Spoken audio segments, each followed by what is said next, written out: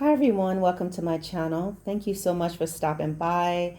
I appreciate each and every one of you. Wherever you are in the world, I just want to greet you and say hello. Thank you so much for being a part of this channel. I am very grateful to all my new subscribers, those of you that's been here for a while. I appreciate all your comments. Those of you who have reached out to me by email, I appreciate you guys as well. If you don't hear from me immediately, don't think I've ignored you. I just have a lot of other things that I do. But nevertheless, I will take my time to get back with you. Another thing also that I'll say about my comments, sometimes if you don't get anything back, I won't always comment on everything because there's a lot. So at times all I can do is, just put a like or put a heart. Sometimes I comment and sometimes I don't. But also there are times that I do not get any comments for a long time. And I think that YouTube is doing their own screenings of comments and things of that nature. And so there are times where I literally, because I always try to stay on top of the comments. So I am caught up. But there are times that all of a sudden I won't get anything. And then suddenly there will be tons of comments from I have I have things that I'm still trying to catch up with, and it'll be like a month ago, 2 months ago. There's one from last year that I'm just getting, and it's a lot. So yeah, okay. Today I just want to talk with you guys about not to take on the victimhood mindset. There are movements, there are people, not only movements, but just individuals that may be in your personal life. It could be you. And there's so many things that's going on in life that you can literally see yourself as a victim. And all people have experienced different things. Our experiences are not the same. Your experience is not my experience. Even if we go through the exact same experience, our experiences are different because it's you going through it and me going through it. And therefore, just because it's exactly the same, what you felt, what you experienced, the degree that you felt it is going to be different from what I felt, what I experienced, and to the degree that I felt it, how I processed it, how you processed that experience, and what happened after that.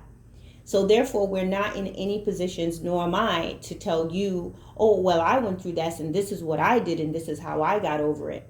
All right. With that said, we all have experienced some sort of disappointment and letdown in our lives in some way. Some are trivial, some not so trivial. I can look and say there are certain things that I see when I watch documentaries that I've never experienced. I love watching this show called The Most Dangerous Ways to School. I'm seeing children getting up early, having to do farm work, housework, things like that, walking miles to school, taking boats that's leaking, and at the same time bailing the water out, I have no clue what that is like. No clue. Yet there's people who go to school, but they're in dangerous areas. Like there's some people who live in, let's say, Honduras, and some places even in America. Their neighborhood is dangerous. And them walking to the bus or taking the train, there are hazards. A person walking to school in Honduras, they face certain dangers too, depending on where they are. And then you have this other child that's going to school in a boat where there's alligators in the swamp or river that they're on, and they're scooping out water. So my point is, danger and experiences, same thing. Danger in New York, danger in America, danger in Honduras, and then danger in, I don't know, some country way across the other side of the world. Let's say in India, danger, but yet the degree and the actual to what degree that danger is and the setting and scenarios are different. So we experience things in different ways. And so there are ways that you can overcome, because these children are still going to school. Like, for example, the documentary I saw, I believe they were in Honduras, I think. And I mean, the guys cousin have been chopped to death. There is this constant threat of them being coerced to join a gang, and if they don't, they could die. But yet he's still getting up every day, going to school, persevering, studying. This is a child. He looks like he's about 12 or 13 years old. I think this young gentleman cried 3 times. He has so much to worry about, but he's still getting up and going to school. Here are children in another country. They're very poor. They have to get up to work, to do this, to do that. They do all this work helping their parents. They don't have running water. They're making it work. They're getting up, they're walking, and they're persevering, and they're going to school anyway. I grew up in Brooklyn, and I'll tell you something. Before that, I was in Jamaica. I was born there, and I left Jamaica when I was like 8 years old. So that's why my accent may be all choppy, jacked up, or you don't really hear it, because I grew up in the US most of my life. But I was around the Jamaican culture, the food, the language, all of that, okay? But when I was going to school in Jamaica, there was this big thing that happened one day, and there were these men who were coming down to the school. It had to be primary school or whatever, and it would be considered elementary or something like that. And they were taking girls from the school and taking them up into these hills, okay? And so there I was, not aware of it. It was recess at first, so I went to the bathroom when I got back from recess. Nobody was outside, so it must have happened during recess, because all the children were inside. Well, I come out, I'm walking, I don't see anybody, I don't know what's going on. So as I'm walking around, I see these men coming down to me, to get me. They're not very far from me. The only thing that kept them from getting me was when they were running to come down to grab me, there was this pillar between us. And so when they went to one side, or it was one guy actually, another man was behind him, but there was one. When he came to one side, I dodged to the other side. He dodged to the other side. I dodged to the next side. And I ran. And as I was running, I saw one of the classroom doors were closing. Just at that moment, I was able to run right in. I'll never forget, there was a big C on the door. Okay? The letter C, a huge C on the door. And I went in. I never forget it. And they locked me in. Well, we're all inside, realizing that they have taken some little girls from the school playgrounds, taken them up into these hills for whatever reason. Thank God that did not happen to me. But for a while we were locked in until they got the situation under control and everything. But you know what? I don't remember anything after that, but I do remember going back to school. I had to persevere. I had to go back to school. There are lots of little things that I can tell you about in Jamaica. I can tell you little things about in Brooklyn. Growing up, going to school, there might be a bully at school. There may be somebody that you're going to have to fight. There's going to be different things, but you have to keep going to school. I can't internalize and say, oh, I'm a victim. I'm this, oh my gosh, this horrible thing is going on with me. And keep on holding on to, oh, I remember when I almost died. I could have been kidnapped in primary school. And, oh, I remember when this happened to me in junior high school. And this happened to me as an adult. And things get more and more serious in life. But it's important that no matter what you're facing, you have to keep moving. You have to keep going. There are movements, and there are individuals in your life, and it could be you, where you are seeing yourself as a victim constantly. And you have to be able to push past that. It can be hard and it can be difficult, but there has to be something that you have to look at in your life and realize, regardless of where I'm at, I can overcome. I understand that some situations are worse than others, where it's more than just saying that. There are people who are pretty much under house arrest. There are people who are being beaten every day. And what can I say to this person? What can I say? You can overcome and persevere. Well, You're alive, right? You're alive to see another day despite what's going on. So even in your spirit has not died, even though you may feel like you are dying and can be close to it. And these are horrible situations. These individuals, they're in unique circumstances where it is absolutely horrible. And they're in a place that, yeah, they can sit there because they are truly victims. They're in this situation. And so it is normal and natural for them to feel like, wow, how am I going to get out of this? How am I going to get out of this situation? But a lot of times something does occur where they do get out and they are able to move on with their life and slowly heal, even though that may take time. And these people are out and they're vulnerable and they've been hurt, and now they're trying to align themselves and with life again and put themselves back in balance with society, and it can be very difficult.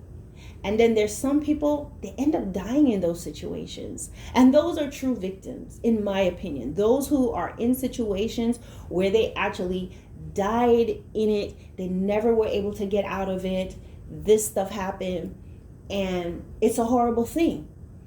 And then you have people who experience horrible things in their life and they come out and they have to get aligned with life again, and they're slowly building and coming out, and they're doing okay. There are plenty of people who can stand up before people and give testimonials and become motivational speakers, because you don't always have to be in a place where what you have going on stunts your growth. And a concern that I have, and I think that you have to be very careful of, is who you have around you. People that are pushing this victimhood message to you. People who are always wanting you to feel and to see everything wrong in life. It's not a healthy thing.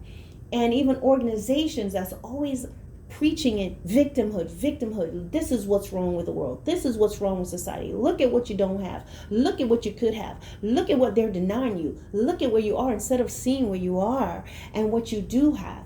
Because, sometimes with these movements, I would say, are you prepared to take responsibility for anybody who takes their life, who commits suicide, who just does something really crazy? Because you guys keep preaching and teaching about victimhood and telling people everything that's wrong with them. There are people that's barely have enough energy to wake up and to function. And so when you have individuals that's always talking about what's wrong and bringing up and rehashing on and grating against your mishaps and your pain, this can lead you to become even more depressed. It can lead you to become angry. It can lead you to become very bitter towards people in life. And by no way are we negating and saying these things never happen, that they're not equality, that there is an equality and there is not racism and gender biases and all these different things and inequalities in the workspace and workplace and in community and in life. Yes, but you have to be able to be balanced and see things as they are. Number one, you have to realize that there are going to be people that's not going to like you, that's not going to agree with you, that's not going to like your skin color. But how are you going to live your life? Are you going to live your life always trying to be this warrior of justice, always trying to be this person that every little thing you're going to have to address it, looking at how they are doing this, and then they're not doing that? You want to, yes, it's good to see that. Yes, there must be an approach or something that can be done, but at the same time, you must be able to look at what you do have. What do I have compared to other people in other places that may be my same skin color or not? What are they facing? What do I have? What skills do I have? Despite me not being promoted, I have a job. I'm doing things. I am able to have a conversation about not getting promoted versus someone who does not have work. You have to see other ways and other means that you can prosper, you can succeed and do well. Okay? And I'm not negating that it is not a difficult thing, but there's danger in constantly looking at all that's wrong, and hearing a mantra, a constant tirade of, look at what's wrong with you, look at what they've done, look at what they're not doing, we are victims, we need to do this. And so you will not be able to enjoy your life at all. Where there are people who are victims who are getting up and persevering and doing what they need to do every day. They don't need to keep complaining about things because they see what's there already. You can do what you can do to whatever extent you can do it. But at the same time, don't embrace and hold on to the victim mentality. Stop looking at yourself in the mirror and talking badly about yourself, talking about how you look, talking about how you look versus this person, what you wear versus what somebody else is wearing, who's married but you're not, who's happy, who's not, who has a child but you don't. Because sometimes, regardless of how greener things may look on the other side, even though they may have some things you don't, everyone has something that they're struggling with. That's why you see people who have the house, the degrees, the money, the accolades, the social status, jumping out of a window, jumping in front of a train, hanging themselves. They had a very famous designer hang herself with a tie or a belt from a door. Like, that's determination to die. If I understand it clearly, she was found in a room with a belt around her neck, tied it around something, and just hung herself. Because you have to understand that it's not about, oh, I need to be in this position, I need to have money to be happy, because there's people with money that's not happy. Something in her mind made her feel like it's better if I was dead. And that is the danger of being a victim. Being a victim causes you not to be able to see the reality of what you have and say, this is too much. I'm not saying that this person necessarily walked around saying, woe is me, woe is me. But sometimes in the mind, they can see themselves. When you begin to think, there's nothing else I can do I don't want to live anymore, I can't move any further, there is some sort of victimhood going on inside where I can't, it's over for me. I have this, but yet and still deep within, they are feeling this way. That's not really a reality, because this woman was admired by many people. She had a child or children who needed her, but she couldn't see that. And that is the danger of victim and victimhood. It really obscures your view of life and things and situations and circumstances. So you'll always be hating yourself. You will be having strong feelings towards others that's not positive. You'll not be able to enjoy the things that you have in your life and what you do have, despite how bad your situation is. You lose hope, and then you can become very menacing to others in your way. You can go around sucking the joy and hope from other people by what you are saying, by what you believe. Victimhood is very contagious. It's very dangerous. And that's what I say to any organization or group that's always telling people things that's wrong. Oh, look at you, you're being treated this way. And they believe that and they ooze that. Everything that comes out their mouth is, just divisive and obstructive. And look what's wrong with this.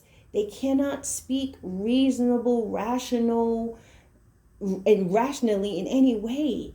It's always, oh, woe is me, woe is you, woe are we, and you always feel this way. And if you are already a person that suffers with anxiety and depression, and you may have even suicidal ideations, you have to understand it's very dangerous to plug into these types of individuals and movements, because these people can drive you. If someone's already depressed and someone's always telling you what's wrong, as I said, are these organizations prepared to take the blow for anyone who offs themselves because of constantly believing everything is wrong with the world and with life. Everything's wrong at the workplace. Everything is wrong here. Oh, look at your boss. She's being this way. He's being that way. They're racist. They're sexist. They don't like you. They don't accept you as you are. They're this. They're that. Oh, everyone hates you because you're this way. Oh, we've got to fight. And you're constantly fighting, and you're constantly in this cycle of negativity.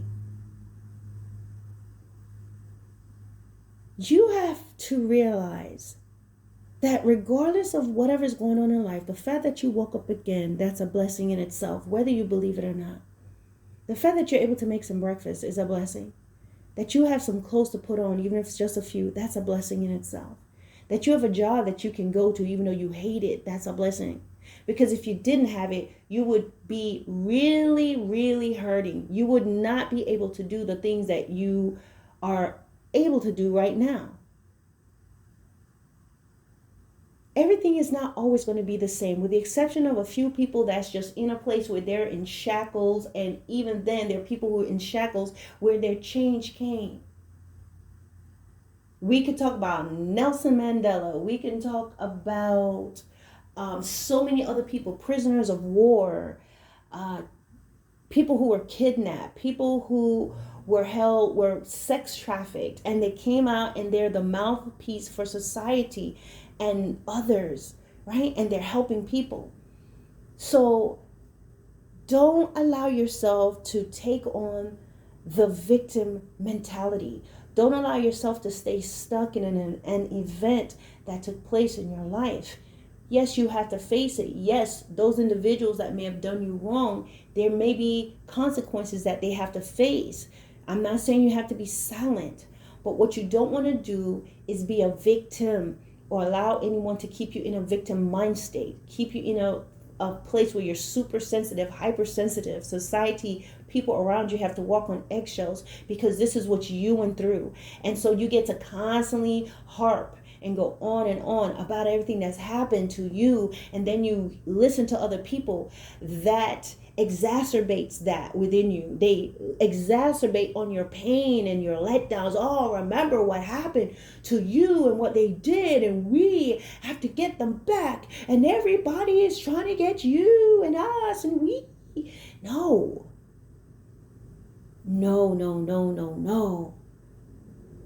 you know, the Lord says we overcome because He has overcome the world. And while you may not win every battle, you may not win every war, you have to take a closer inventory of your life and see what's good about you. What do you have that no one else has? How can you overcome this? What can you do to better yourself, to put yourself in a better position? What can you do to leave the environment that you are in, to start afresh? You know, people may think I'm trying to just recruit people from the military, but I always tell people, when you're in situations where you're going to end up going into gangs and doing wrong, and you're in abusive situations where your life is in danger and things are bad and you're going to be forced to do things you don't want to do, if you have the ability to, go and get into the military, because you're instantly independent. You're going to get money immediately. You're going to get a job skill. You're going to get many opportunities. And you have opportunities at I believe right now, contracts initial, depending on where you're at, is about between 3 years or 4 and 6 years. At the end of that, if you don't like it, you can get out. But now you can even get a job working for the government as a civilian. It just changes the whole direction of your life. It immediately takes you out of that unhealthy environment and puts you somewhere different. Some of you're too old to go into the military, but you're not old to work for the military. They have several jobs. They always want jobs. They're government jobs. They're contract jobs. There are things that you can do. You can take a job, work overseas if you're single. Or even if you're married, your family could go with you. But single people, you're by yourself, you can get a job and go. But a lot of times fear keeps people where they're at. But what I'm saying is, check out your opportunities. Fill out resumes, just put them in and pray and ask God to help you. and to guide your life. But it is not healthy to just be thinking, to allow individuals and organizations to prey on your hurt, your pain, your traumas, and weaponize it and cause you to see things in a way that's really unhealthy. You'll be that person people will hate to see you coming. You can become a social wet blanket where they know when you come around, the whole mood is going to change. When you come around, you can literally help them to want to go ahead and just jump right off a bridge. You have to be careful the energy and that spirit that you bring out. When I say energy, I'm not talking about new age, but it is when your spirit is sick, it's contagious. It's going to come out in what you say and how you view things. You'll make people uncomfortable. When people want to be happy and see things positive, you don't see the negative. You're always going to be that one that people are going to be like, oh my gosh, who's coming? No, you will be the one that people are not going to tell you about gatherings that they're having, not because they don't want you there or they don't like you, but because of what you bring to the table. People who are victims are easily offended by everything because they're hurt. They carry around a hurt. And when you're hurting, you're always going to see things a certain way. You know, when you're hurting, let me give you an example. When you hurt your leg, look, I hurt my leg one day, got up to do something, lost balance, and twisted my ankle in this way when I felt it was such a hard fall in the way my leg was. My ankles immediately swelled up. My ankle. It was very painful. And I iced it and all of that. But for a while, I was walking with a limp. Okay? I could only limp around. I couldn't even wear my shoes for a while. So I didn't go anywhere for a bit till it just got down to where, okay, I can put my feet in my shoes now, you know. But I was limping. So I'm like, tick tock, pretty much, right?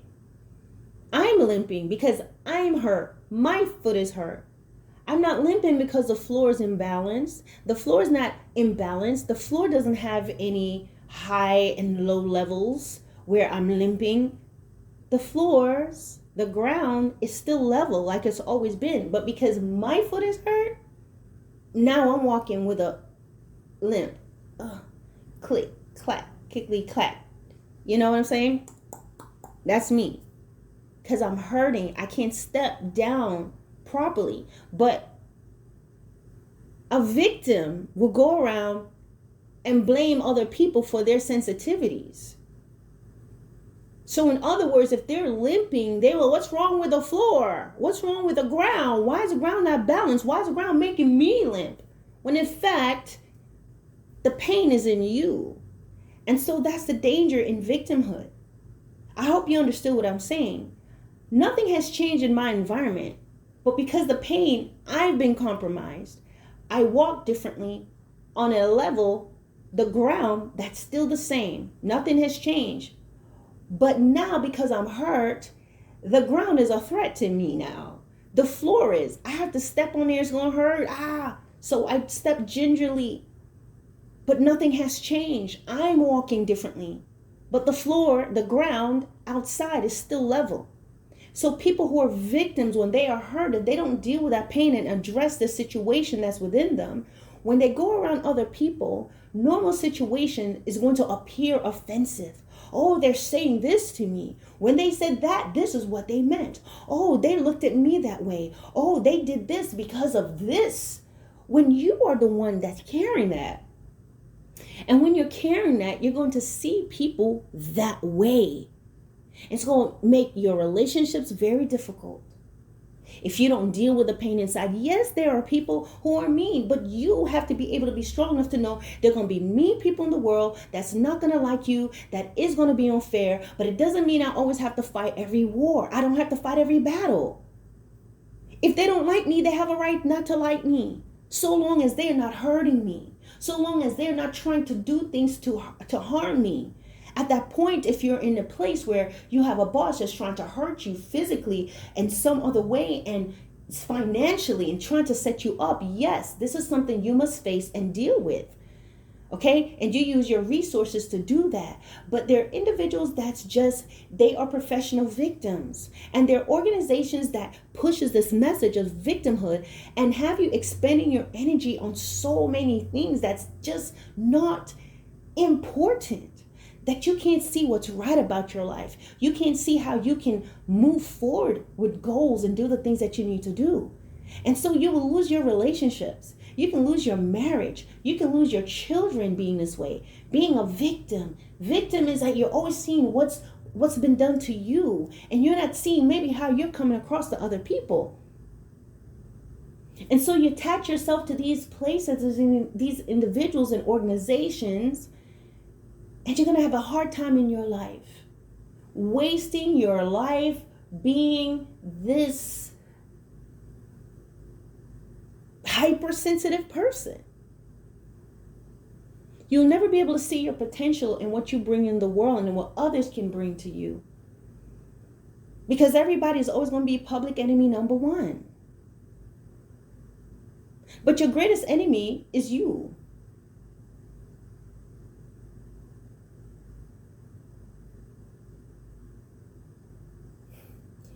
It's about balance. And you have to safeguard yourself. What do you listen to and what are you looking at? Because there are organizations and individuals that's out there, as I say, are you prepared to take the responsibility for a person who, through your constant, low,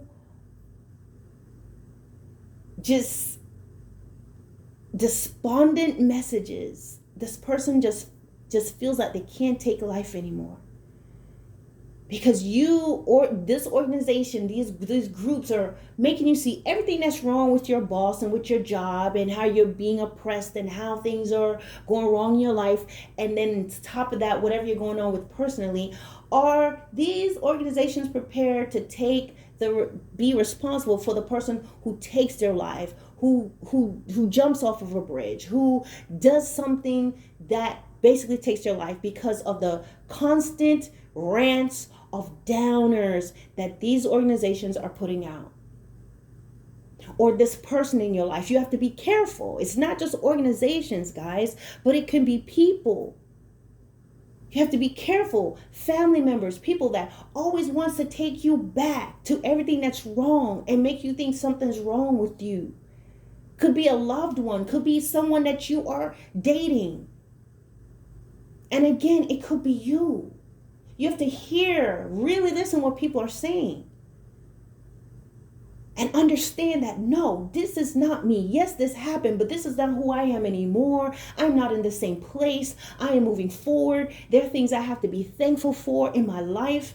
And whatever things that are wrong, I will use judgment and balance in deciding what's for me and what's not. Some places you just got to get away from it and start afresh, somewhere where you have peace. And that takes planning. I know that's not just an up and about, just up and one and done, I'm out, because you have to take care of yourself. But if you're able to plan and you're able to make those moves, then you make those moves. But just don't keep listening to what's wrong with me. What's wrong with me? Oh, all things are wrong with me. You have to deal with this pain on the inside of you. And for me, that was through the Lord.